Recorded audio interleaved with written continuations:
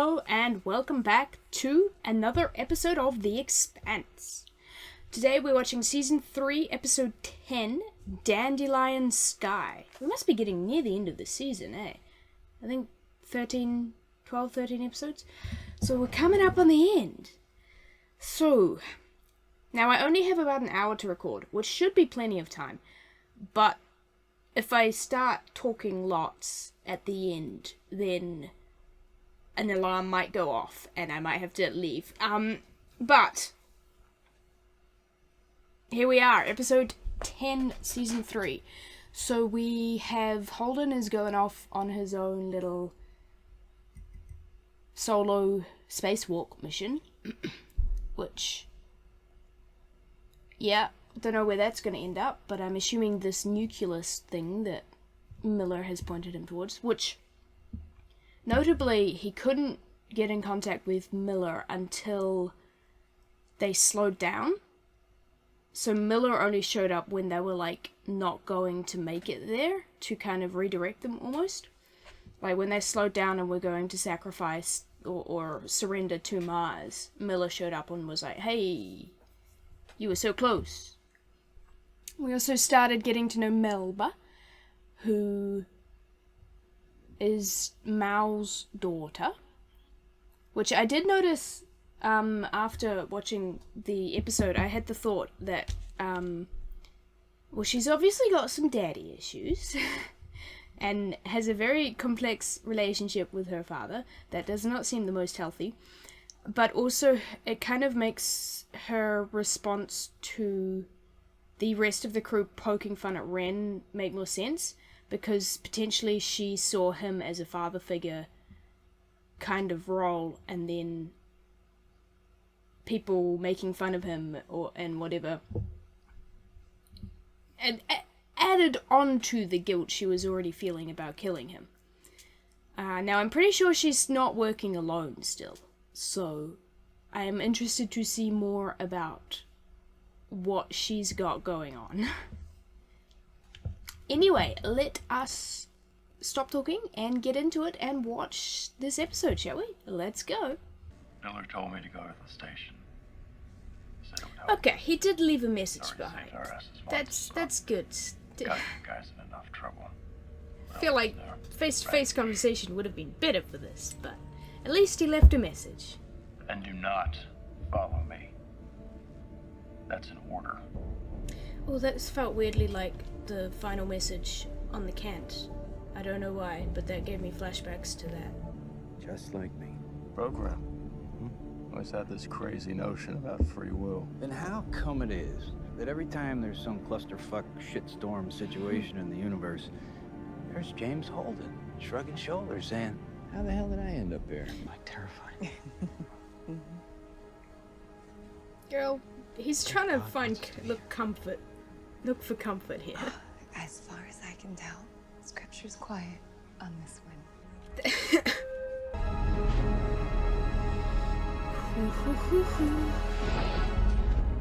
think it's beautiful.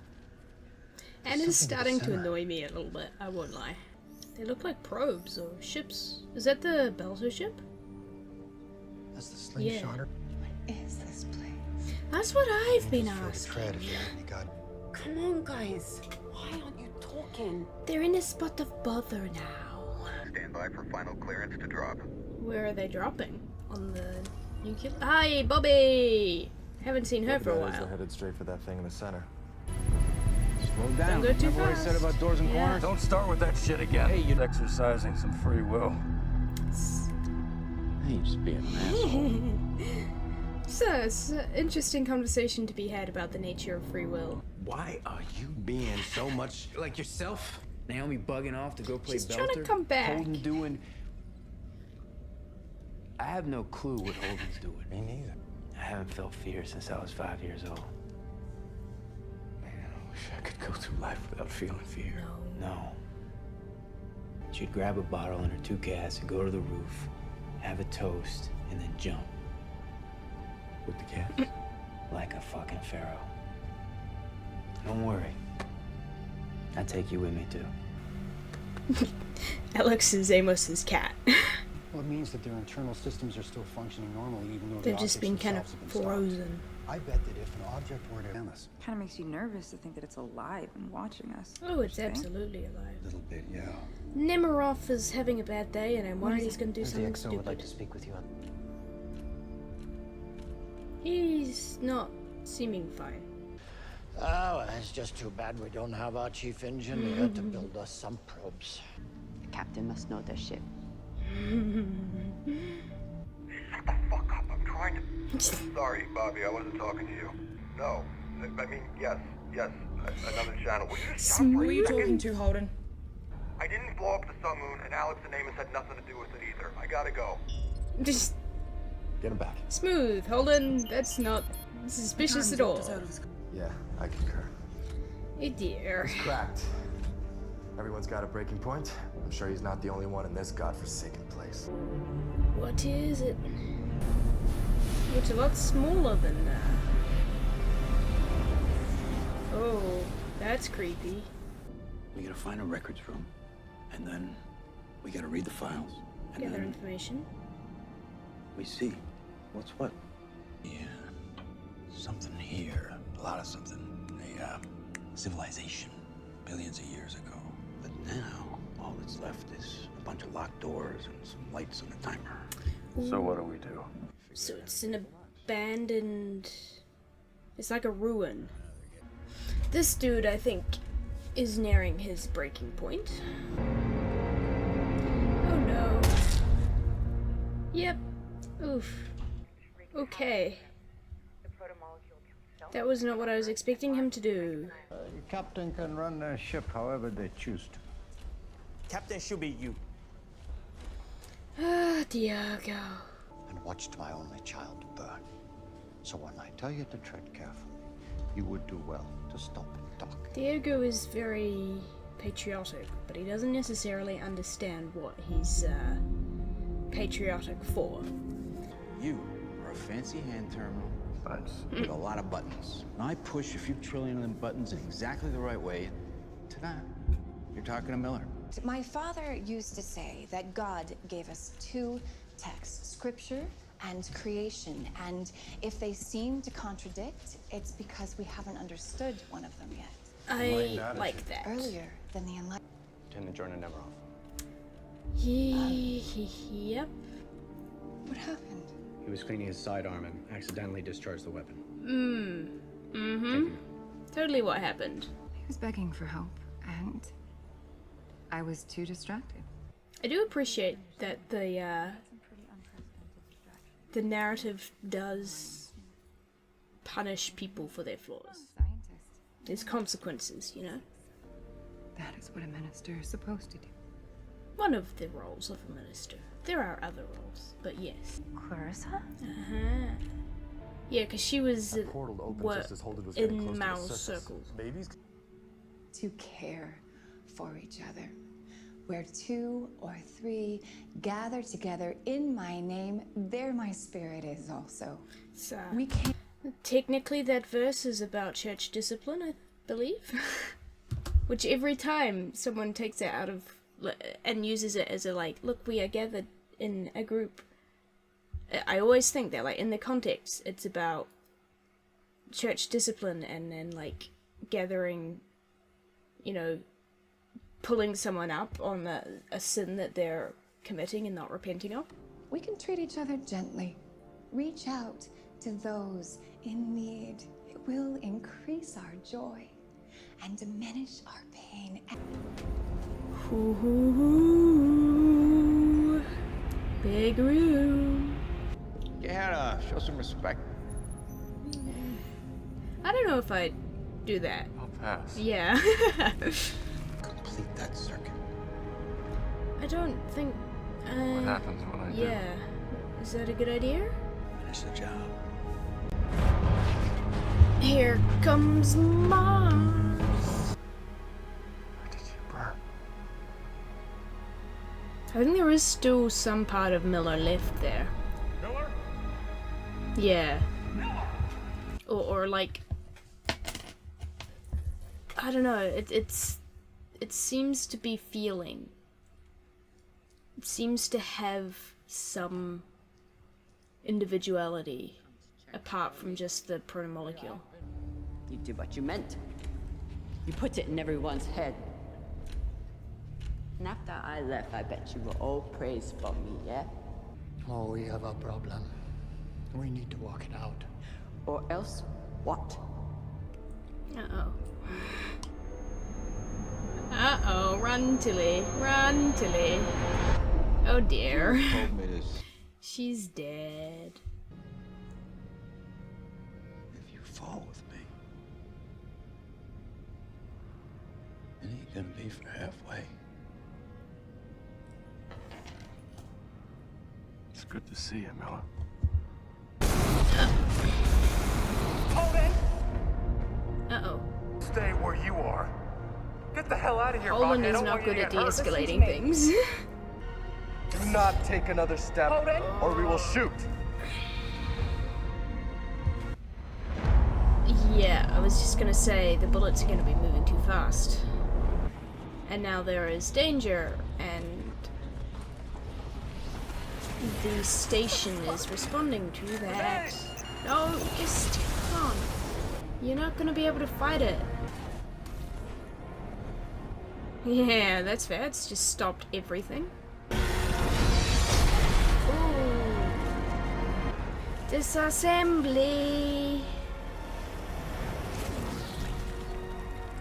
Yum. Now or never, Holden. What's it making? Oh, reverse. He's seeing part of the hive mind? The bird. The sparrow. Oh. Other rings? Other gateways?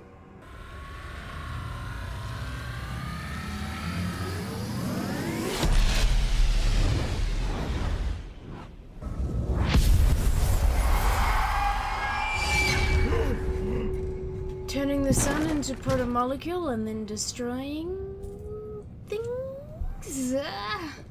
What? Wait. Oh, okay. Nice. Well, okay then. That was an exciting ending and very abrupt. So Holden kind of plugged into the hive mind of the protomolecule is the impression I'm getting. And in the past there were a whole lot of rings, and the space that they're in was kind of like a nucleus hub between all of these different worlds, I think.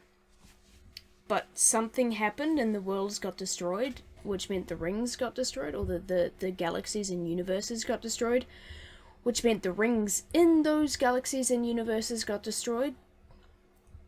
Except for one piece that it shot through a ring.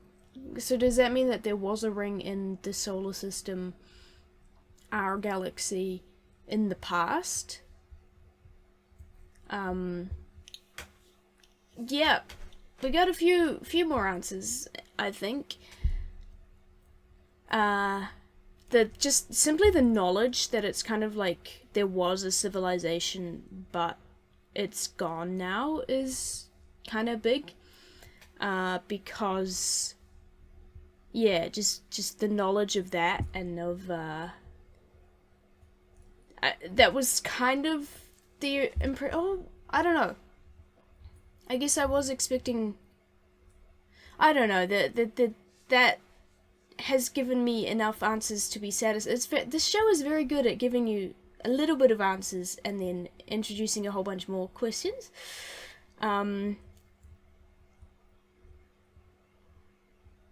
So, there's a part of Miller that seems to still be in there, which makes sense because Julie was influencing the protomolecule. So it kind of becomes a hive mind, and a part of Miller is a part of that hive mind, which is, whew, I don't know how much he's still conscious, and I don't know if in this universe there's souls and what that means for being part of a hive mind like that. But that's way too in-depth and existential for me right now. Yeah, I feel like Holden needs a long rest. But yeah, interesting conversations about free will there between Holden and the Miller avatar thing. Because Holden is like, I have free will to do these kinds of things. But the Miller avatar says you have a nature that you follow. And yes, you make decisions, but you have an innate nature that means certain decisions you're going to have to, like, those are the decisions that you will make due to your nature. Which I would say aligns somewhat with the biblical view of free will. In that, yes, God is sovereign and all-powerful and everything, but which is equally... And equally true is that we have free will.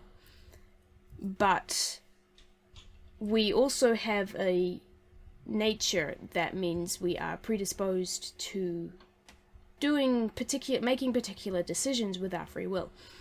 And that nature is a sinful nature before we are redeemed and set free and sanctified by Christ.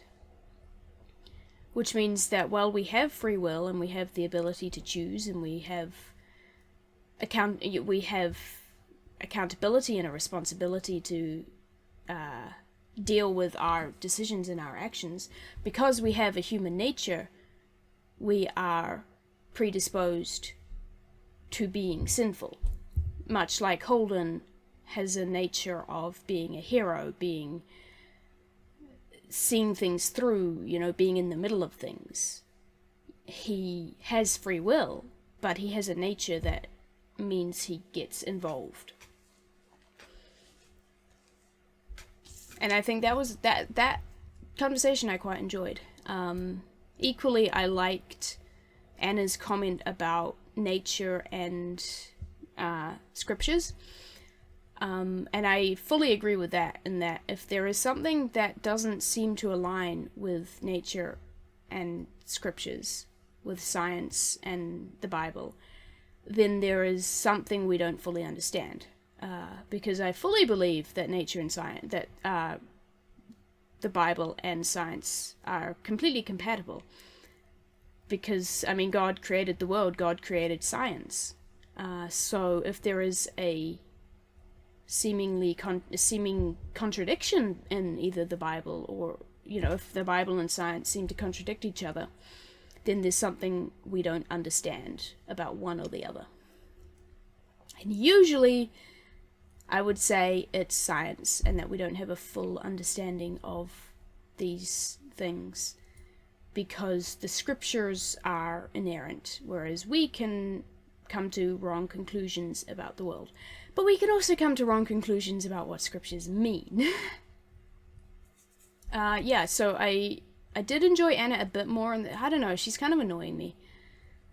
She's not acting very Christ-like, which is a flaw, and the narrative is pointing out is a flaw in many ways. But even when she is, like, I don't know, there's no gospel in anything she said.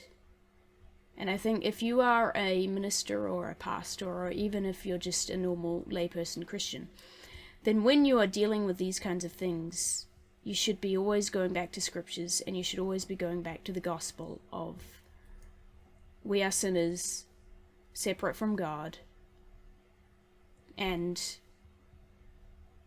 deserving of God's wrath, but in his love for us, God sent Christ to die on the cross and take that punishment for us so that we can be reunited with God in the resurrection of Christ. And I feel like there's none of that, which makes sense because it's written by non-Christians. And I shouldn't really be expecting that much, but it's still a bit like, oh, come on, you say you're a Christian, but I'm not seeing much evidence for it. Just some nice words and good feelings, and yeah. Anyway, I did enjoy seeing the narrative punish Anna for being a jerk. Which sounds a bit rude, mean, but I appreciate that characters are allowed to have flaws, and the narrative shows them, it shows the consequences of these flaws. That is one thing I'm really enjoying about the show, because so often you have characters who are perfect and moral, and anyway, yeah, that's a rant for another day.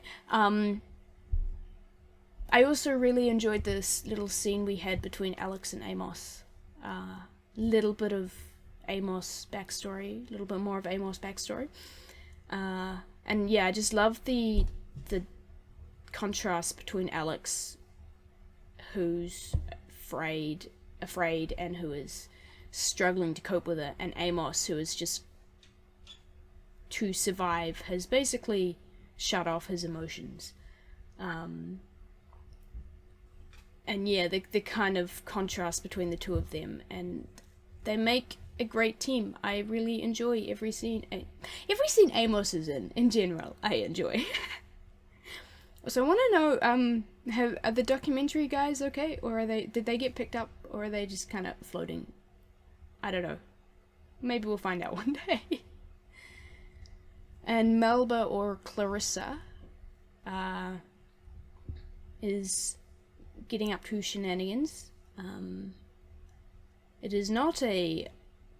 Yeah, she's dealing with her issues regarding her father in a way that is trying to endear her to her father and get revenge for him, but that is probably not the best way to do it, especially if you're just gonna be killing people. Yeah, shout out, yeah, good on Tilly for trying to help out, but I don't think it's gonna end very well for her. But yeah, I mean, the protomolecules seem to have reacted strongly, so that might help her out a bit. Yeah, well, I'm still very confused and don't have a few more answers. Yeah, I guess we'll find out more answers in the next episode. So thank you guys for watching. You guys head off, grab a drink, get a snack, take a nap, go for a walk, go and do something that's not on YouTube, and I will see you in the next video. Goodbye!